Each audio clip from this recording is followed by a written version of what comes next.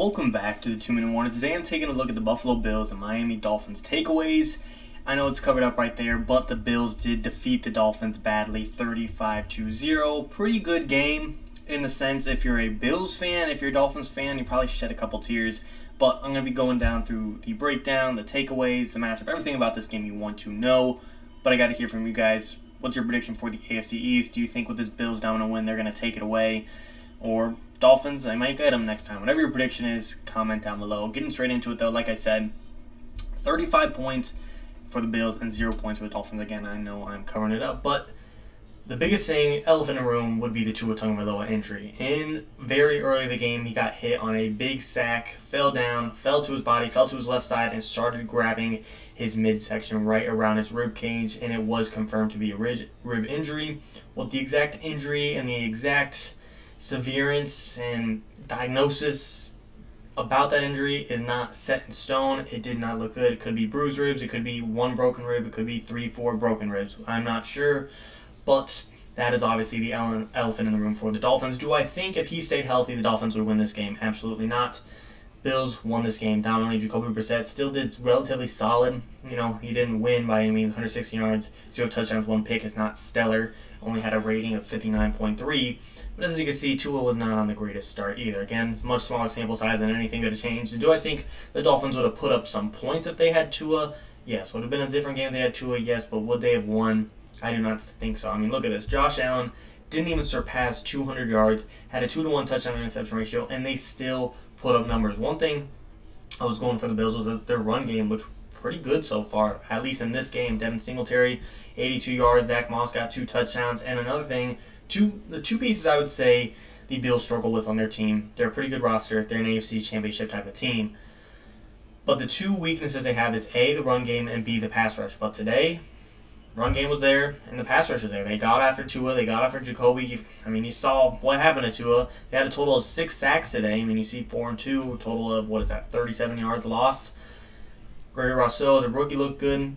And the Dolphins had some pros. You know, I like Jalen Waddle. There's a couple drops. You know, he muffed the ball and just had a couple drops. And Devontae Parker had a drops, and it hurts. And I wish they did have Will Fuller this game. There were a lot of variables that could have helped out the Dolphins in this game. But overall, I just think the Bills were the better team. Stefon Diggs didn't even hit, his typical mode of showing like he's the best receiver in the league, yet still showed he could serve a role in this team and didn't.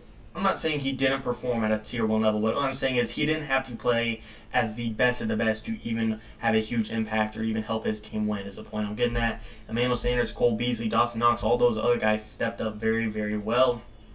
I really think Emmanuel Sanders did well this game. I know it was only 2 catches, but I feel like those 2 catches both had relatively big impacts. Defensively, Xavien Howard did his part. There was that one Moss play by Stefon Diggs over him, if you saw that. But still, he caused some turnovers. He really did his job in the sense of trying to do what he could.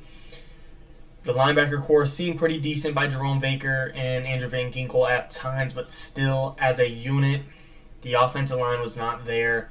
Myles Gaskins in the run game, they just didn't have an opportunity to even let it develop due to them being down relatively quickly. You see, they were down 14-0 in the first quarter and kind of slowed down in the second quarter. No points were put up, and it was still a 2-score game after half. But the Bills just slowly, especially in the fourth quarter, really ran up the numbers and said, Dolphins ain't doing anything. Jacoby Brissett, I just think the entire Dolphins mojo was brought out of it when Jacoby Brissett had to come into the game.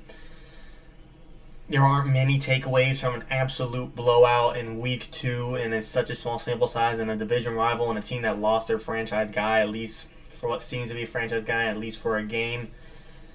Kind of just some obvious elephant in the rooms, but I guess some smaller ones are A, what is the Tua timeline going to be like? B, can they fix the drops? Like I said, Jalen Waddle with the muff punts, just a couple of drops on some quick passes. Devontae Parker had a wide open touchdown. He dropped it. I don't say wide open, but a jump ball that hit his hands and he dropped it. Not wide open. He had Tre'davious White on him, but still he won the jump ball and just couldn't bring it down.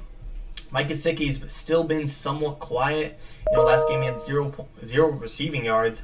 This game, still 41 yards and 3 receptions, which is much better compared to 0 last game, but still not that he's not in that realm of this guy that's supposedly a top 10 tight end on the come up to be top 5. He's not in that class as of right now as far as statistics go. And I know you can make the argument neither is George Kittle, a guy that's hands down top 3 tight end in the league. He's not putting up yards either for the Niners, but still, for a guy that you figured was their safety blanket and the bread and butter, and a guy that's on the come up and has more to prove, I'm just not seeing it. Kittle, he's done everything to prove he's worth what he is worth. I mean, he's also an amazing blocking tight end. I'm not saying Gesicki's worthless, but still, he has more to prove than those other guys, just for the small argument if one were to make that. Overall, Bills, they revamped themselves. They rebounded. They showed, hey, look, last week, I don't want to call it a fluke, but we just didn't have a good game. Steelers had a great defense. They got pressure on us. Miami didn't. We got pressure on them. We might have got a little lucky with Tua going down, but I still don't think it would have made a huge difference. I don't think Jacoby Brissett is necessarily as good as Tua, but I wouldn't say it's this, you're not losing Tom Brady and going to Blaine Gabbert, or losing Mahomes and going to whoever it may be, Chad Penny or Chase Daniel.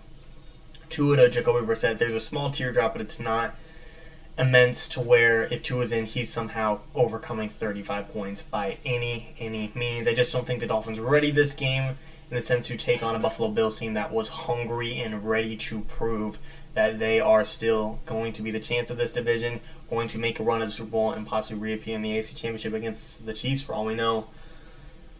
Overall, I don't want to say I expected this. Did I expect the Bills to win? Yes. Did I expect them to be dominant? Yes. But did I expect them to put up 35 points and the Dolphins to put up 0?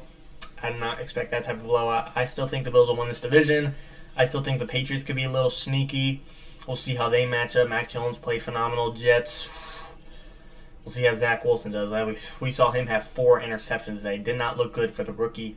But Patriots are still a sneaky one for me. Mike Jones got his first win. Stephon Gilmore will be back eventually. But again, when they actually play each other, we could talk more about it to see if that will actually come into fruition. But again, excuse me for saying it again 20 times. But the small takeaways are, A, what is Tua going to be like? The Bills are still... B, the Bills are still the Bills, excuse me. C, you got to fix the drops. D, Bills pass rush and run game look pretty solid.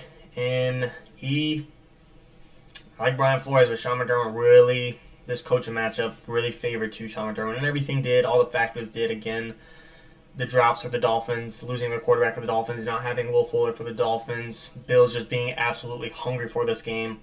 A lot of different motives, incentives, and factors and variables. But Bills came out and win. They were the dominant team. They're the better team, and I do still think they will win the division. But Miami could catch them up again. Who knows what happens if Tua rebounds just as good, if not better.